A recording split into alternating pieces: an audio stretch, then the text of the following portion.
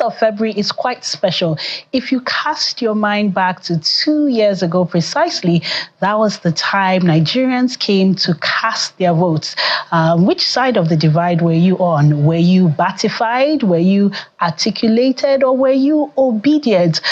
For a presidential race, it was quite surprising that we saw a 3-horse race as opposed to the usual 2-horse race of 2 political parties dominating at the polls.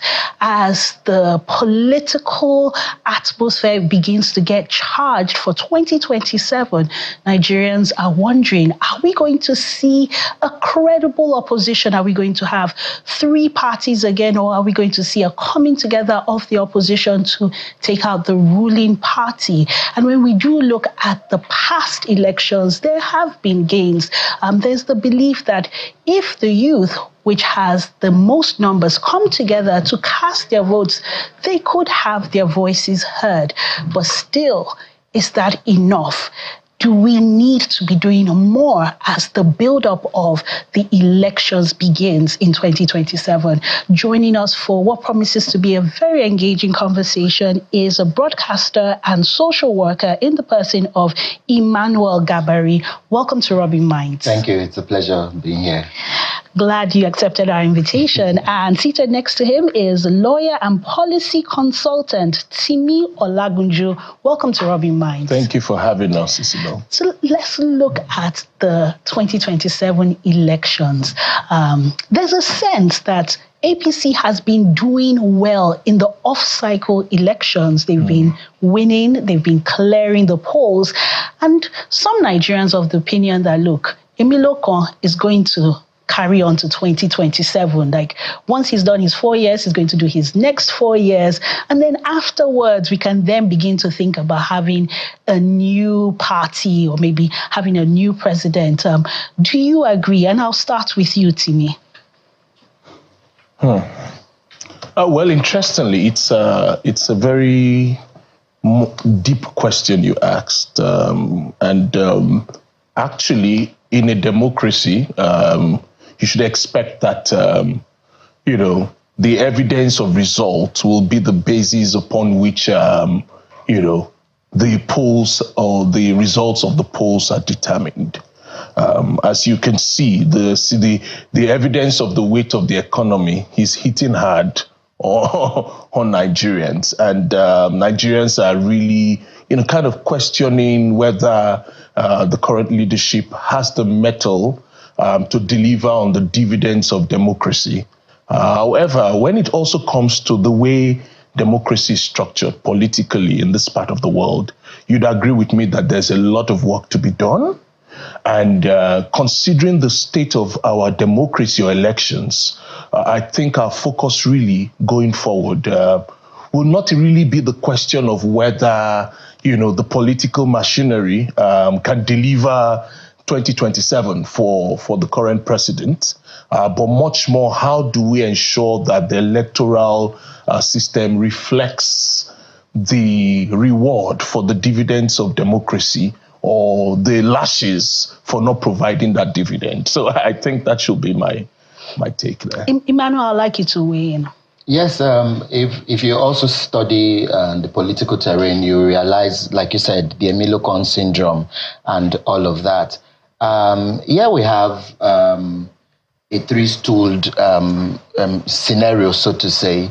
But if you have also followed closely, you will find that is obviously just the take a bow thing that happens when it comes to elections, especially with the ruling party. It happened in PDP, and it's no news, so to say, in the APC. Even when we leave from the presidential angle, even into the states, we've seen how state machineries have always used their political weight, the power weight, the money and all of that to instill it. So it's always like they say, oh, okay, let's leave it. And maybe we've even had instances, even after the elections of last year, where people just said, okay, you know what, oppositions, just wait till 2031. it might come as a derogatory thing, but for people who have also studied and followed elections and seen that sometimes it's not even about what you do anymore, it's how you are able to wield power, how you have enough money, enough resources in your hands. Also knowing that Nigeria is still playing the game of money politics, Your friend might be in one party today and they swing where the money leads, and they tell you who political whatever helped, and they are using the poverty issue to also tie it down. So when they know they have more money, they could go to sleep and say, of course, we have what it takes to get what you want. It's like a lady who wants to go shopping. Once you know a night before you're shopping that, of course, you have some money in your credit card, you feel relaxed. Even when you get to the shop, it has increased. You know you have enough to take care of it. Like what I get from the two of you is a sense of political apathy, right? Nigerians have questions. Nigerians want to judge this administration based on the realities, whether it's economically, politically, socially.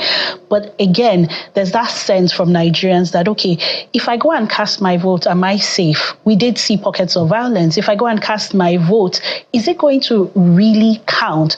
What has this administration done to allay such fears and to protect the integrity of the ballot? I mean, we're looking at using technology now to be able to ensure that the results are not compromised from the polls to the collation center, Timi.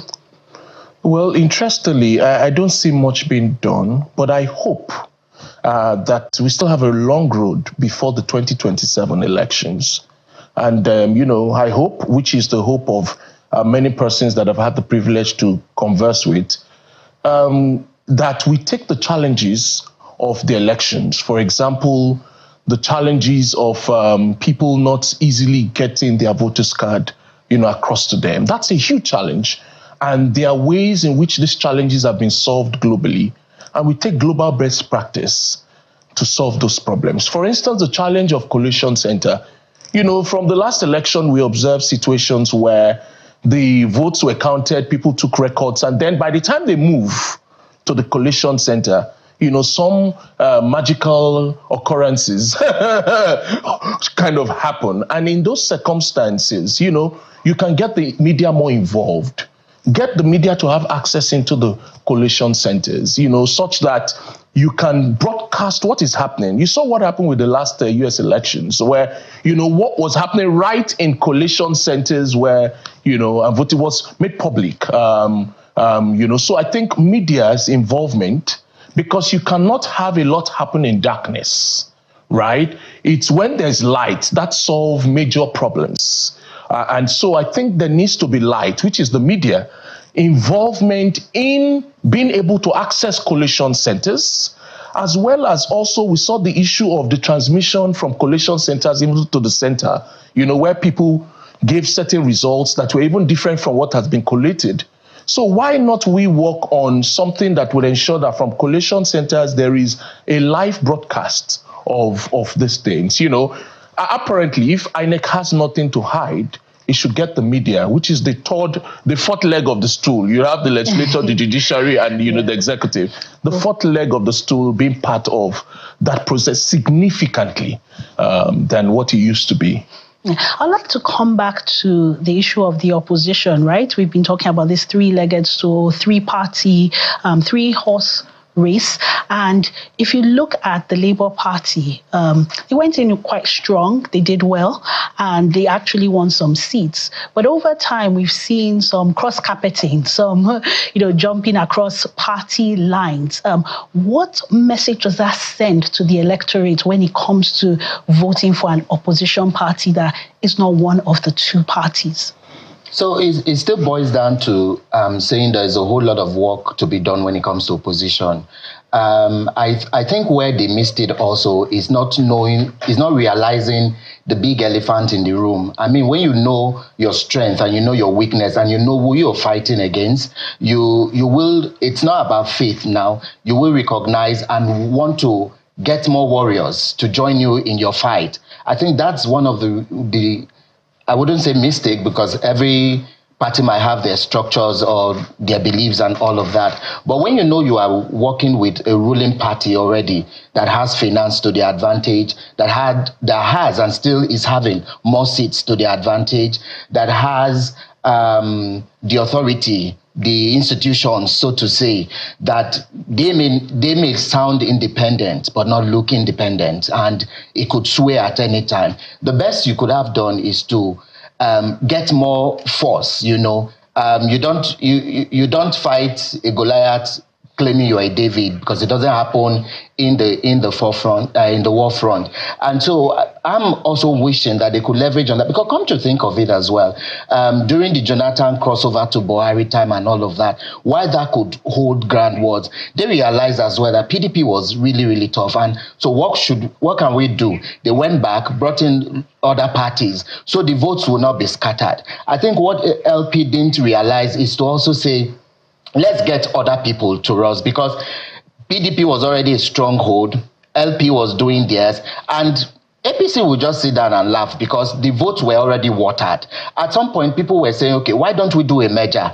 Both parties come together, find your VP, get this, just to strategize and build more force. But I think maybe selfishness came into it and all of that. But they should have also known that they are fighting with a big party already existing. And then another point that we are also not realizing is from the party primaries. These things come from the party primaries. And even when we talk about vote buying and all of that, it started there, because good candidates who may not have the money power are automatically already removed from the race, because the party also, even from experience and all the times we've analyzed, the party will always tilt towards bringing their candidate who has also watered grounds and all of that. And so that also brings the issue of, even when someone is good, it's not enough. Even when you have ideologies of good things for the country, it's not enough, because even from your party, you could just be disenfranchised because you don't have that party will. So finance still plays a long role. People only are looking at the grassroots money politics of having 5,000 naira and go away. What about the party where good candidates that would have restored Nigeria into its rightful place, they are missed out because they don't have money?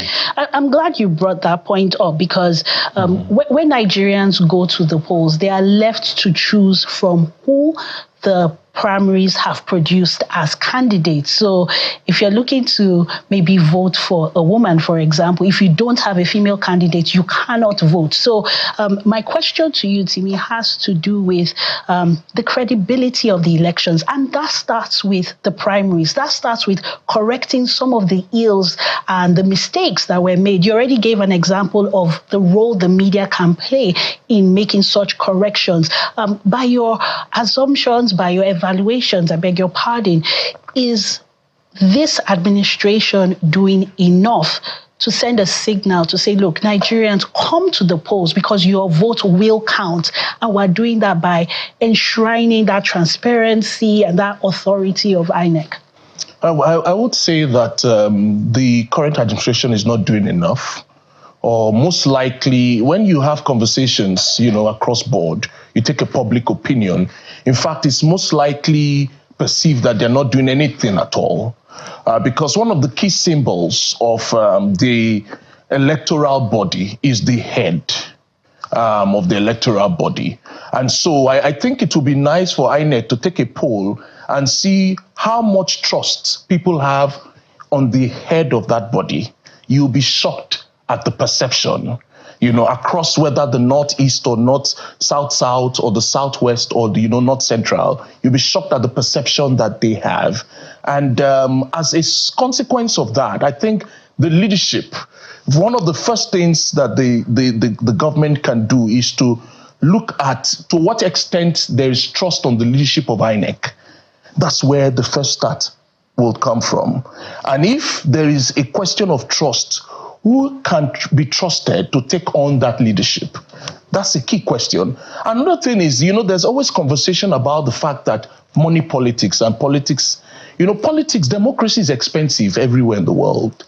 Interestingly, even in the US elections, they spend humongous amounts, and shockingly, the point there is, or the difference there is, that the money for most elections in emerged or advanced democracies is that the money comes from the people. Yeah. Whereas in our own case, the monies come from the politician.